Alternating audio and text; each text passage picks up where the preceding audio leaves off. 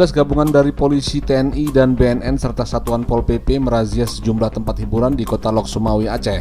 Petugas langsung melakukan tes urin pada pengunjung. Sejumlah wanita dan pria diamankan petugas karena hasil dari tes urin positif menggunakan narkoba.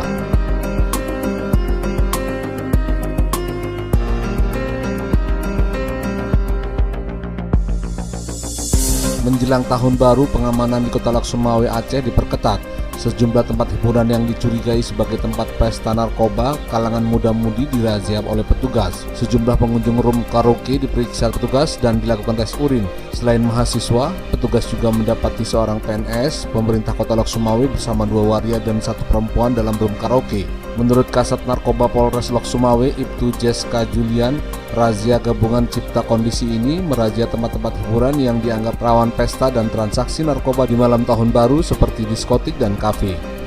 Dalam razia tersebut, hasil tes urin petugas mengamankan 8 warga positif menggunakan narkoba 5 orang, sementara 3 orang pasangan non-muhrim yang saat itu di dalam room karaoke positif menggunakan narkoba diserahkan kepada pihak BNN Kota Lok Sumawe, sementara diduga khalwat diserahkan ke Satuan Pol PP Lok Sumawe. Untuk temuan kita di lapangan, kita udah beberapa tempat melaksanakan kegiatan. Ada beberapa kafe yang kita masuki dan yang kita curigai. Berarti untuk hasil kegiatan kita ada 8 orang yang diamankan.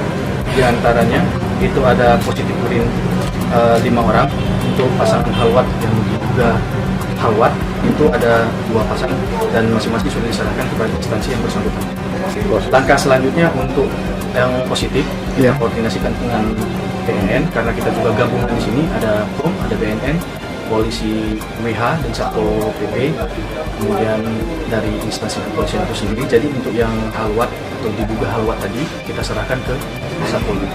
Untuk yang itu tadi Pak, kami tidak melaksanakan pengecekan dari instansi mana, cuma kita lihat tadi berdasarkan KTP dan berdasarkan keterangan dari pihak BNN tadi bahwa sudah benar mengkonsumsi obat lambung karena mah seperti itu.